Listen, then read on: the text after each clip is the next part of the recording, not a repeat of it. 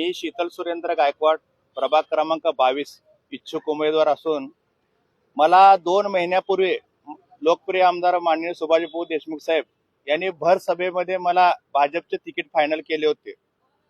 मग त्या दृष्टिकोनाने आमचं कामही चालू होतं. प्रभाग क्रमांक 22चं 43 जर मतदारसंघ आहे ते सगळं आम्ही पिंजून काढून सगळ्यांच्या घरोघरोपर्यंत कमळ पोहोचवलं.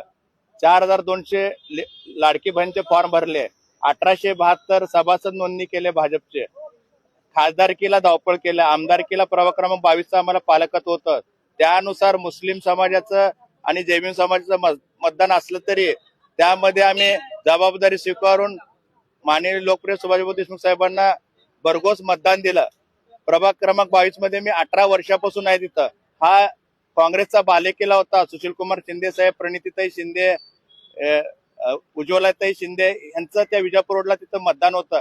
अशी परिस्थिती असताना संघर्ष संकटातून मार काढत आज सगळं आम्ही तिथं भाजपमय वातावरण केलं. अशी परिस्थिती असताना 4 दिवसा अगोदर नागेश गायकवाड, किसन जाधव हे अचानकपणे आपलं बालाजी सरोवर मध्ये रात्री 12 वाजता प्रवेश केले.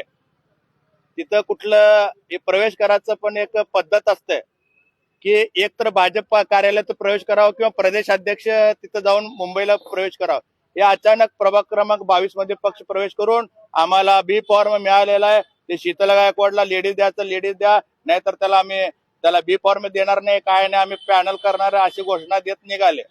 मग आम्ही सगळे आमच्या आमदार साहेबाकडे गेलं, पालकमंत्री साहेबाकडे गेलं. हे असं विषय नेमकं काय आहे नाही आम्हाला माहित नाही, तुम्हाला तिकीट फायनल केलेलं असं तसं वाच्यता करून उडवाउडवीचे उत्तर देत आहेत.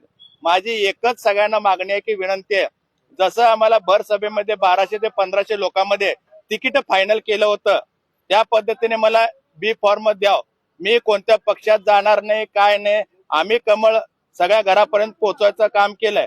आता दुसरे लोक लगेच कमळ घेऊन थांबायचा विचार करत असेल ते अद्याप आम्ही खपवून घेणार नाही. काम आम्ही करायचं आणि पगार त्यांनी घ्यायचं. ते राष्ट्रवादीचे लोक आहेत त्यांनी घड्याळकडनं थांबावं, मी कमळकडनं थांबेल. जे जनता ठरवेल ते आपण मान्य करू. ते अगोदर शरद पवारांना फसवून आलेत, अजितदादांना फसवून आलेत, जनतेलाही आता फसवायचं काम करले. तर जयकुमार गोरे साहेबांना, पालकमंत्रींना, तसे देवेंद्र कोटे साहेबाला, सचिनदादा कल्याणसाठी साहेबाला एवढीच विनंती आहे, त्यांना पक्ष प्रवेश करून घेऊ नका, त्यांना तिकीट देऊ नका. मला जे ठरल्याप्रमाणे तुम्ही शब्द दिले ते तिकीट द्या. मी तिथं भाजपचं कमळ फुलवायला तयार आहे. एवढं बोलतो, थांबतो. पक्षाने उमेदवारी नाकारण्यामागे तुम्हाला अधिकृत कारण काय सांगितलं आहे का? मला अजून काय नाकारलंय किंवा असं काही नाही. संभ्रमात आहे विषय. काय चाललंय नेमकं आमच्या नेत्या लोकांना बी कळीना, कार्यकर्त्यांना बी कळीना. सगळं संभ्रमाची अवस्था आहे. आता तुम्ही सोलापूरची सगळी परिस्थिती बघतात, कोण कुठं यायलंय, कोण काय करायलंय कळीच नाही. अगोदरचे बी नगरसेवक आहेत भाजपचे, गेल्या वेळेस महापौर होते, उपमहापौर, ते विषय झाला. पण भाजपचे नगरसेवक भरपूर आहे, त्यांनाही डावलण्याचा प्रयत्न चालू आहे. कोण कुठं घुसालेत काय कळीना झालंय. आता आमचं माननीय सुभाषबाबू देशमुख साहेबांचा मतदारसंघ आहे, तिथं पण कोटे साहेबांनी कुठं कुठं माणूसा लावायचं काम चाललंय, चिटकाचिटी. हे सगळं पत्रकार बंधूला माहित आहे. पण हे काय कळायला नेमकं कळी नाही. माझं एकच स्थानिक रहिवासी आहे. मी प्रभाग क्रमांक 22 मधली स्थानिक रहिवासी आहे. आता मी सध्याला 40 वयाची आहे.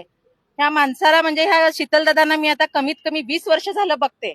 लहान मुलांच्या सुद्धा तोंडामध्ये नाव आहे. जेवतं ताट सोडून लहान मुलगा येईल की शीतलदादा रोडला आलेत म्हणल्यानंतर. त्यांनी असे काय कामं केलेत ना, त्यांचं काम सांगायला सुद्धा आता मला एवढा टाइम नाहीये की एवढं रात्र दिवस कमी पुरेल त्यांच्या कामासाठी. इथं मला म्हणायचं आम्ही एवढं ज्या बेगरमध्ये, ज्या 22 मध्ये म्हणा, जे काँग्रेसचा किल्ला होतं, पुत्र म्हणा, मांजर म्हणा, जरी ते चिन्ह तिथं तुम्ही दिले असते तर काँग्रेस आलं असतं. पण त्या काँग्रेसला बाजूला सरकावून शीतलदादांनी कमळ फुलवलं. तर त्या कमळ फुलवल्या माणसाचा तुम्ही असा अचानक विश्वासघात करताय असं मला म्हणायचं. इथं तुम्ही भर सभेमध्ये आमदार साहेबांनी तिकीट दिलेले फायनल झाले. फायनल झाल्यामुळे आम्ही निश्चिंत राहिलेलो आहे. लोकांच्या घरोघरी गेलेले, आम्ही कमळ फुलवायला लागलो.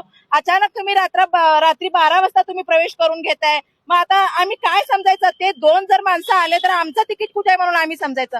मग तुम्ही घाबरलेत का काय असं आम्हाला? मला काय म्हणायचं, मग तुम्ही का सांगत नाहीये शीतल दादा तू काळजी करू नकोस, तुझा आहे पेक्षा तुम्ही असं का म्हणत नाहीये? तुम्ही काय म्हणले मला लास्ट त्याला काय करणार आहे? मी अजून 2 दिवस वाट बघते. मी 30 तारखेच्या एंड पर्यंत तुम्हाला सांगायला लागले मी की आम्हाला एबी फॉर्म पाहिजे म्हणजे पाहिजे. तुम्ही आमदाराचा शब्द टोलता, मग तुम्ही नागरिकाचे काय होणार आहे? अहो तुम्हाला आमदाराला कोण आणलंय निवडून? आम्ही आणलंय. खासदाराला कोण निवडून आणलंय? आम्ही आणलंय. मुख्यमंत्री कशापासून झाले तुम्ही? तुम्ही नागरिकाचं ऐका ना, नागरिक ठरवणार ना सगळ्या गोष्टींनी. आज आम्हाला शीतलदादा पाहिजे म्हणल्यावर तुम्ही शीतलदादाला तिकीट देणार, त्याचं काम बघा. अहो तुम्हाला असं जर वाटत नसेल, आमच्यावर विश्वास असेल तर तुमचा माणूस पाठवा प्रभागामध्ये. अहो घरोघरी जाऊन विचारा, तुम्ही नागेश अण्णाला मत देणार आहे का शीतलदादाला देणार आहे, हे बघा. तुम्ही तुमच्या माणसं कामाला लावा, तुम्हाला आमच्यावर विश्वास नाहीये तर. आपण बोलत नाही की मतदानावर बहिष्कार घालणार आहात. घालणार, 100% घालणार. मी मत होऊ देणार नाही. आमच्या जेवढे आहेत आम्ही तेवढे मतदान होऊ देणार नाही. जर आम्हाला तिकीट नाही मिळवलं तर आमच्या पक्षामध्ये म्हणजे काय म्हणते, मला आमच्या प्रभागामध्ये आम्ही कमळ फुलवणार नाही. मग शेवटी त्यांनी असतील, त्यांनी निष्ठावंत आहेत, ते कार्य करतात, पण आम्ही त्यांच्या मागचे नागरिक म्हणून सांगते. त्यांनी राहू द्या, बापूचे निष्ठावंत राहू द्या, आम्ही ते राग नाहीये. पण मी एक लाडकी बहीण म्हणून सांगते, जर देवाभाऊने आमचं जर ऐकलं नाही तर लाडकी बहीण नाराज होणार. पण मला असंही म्हणायचं नाही की देवाभाऊ आम्हाला नाराज करतील. का देवाभाऊनी लाडकी बहिणीसाठी खूप काही केलंय आणि हे लास्ट त्याचा पण निरोप माझा देवाभाऊ समजून घेतील आणि शीतलदादांना ओपन पुरुष म्हणून तिकीट एबी फॉर्म आम्हाला देतील, एवढी मी गॅरंटी धरणार आहे.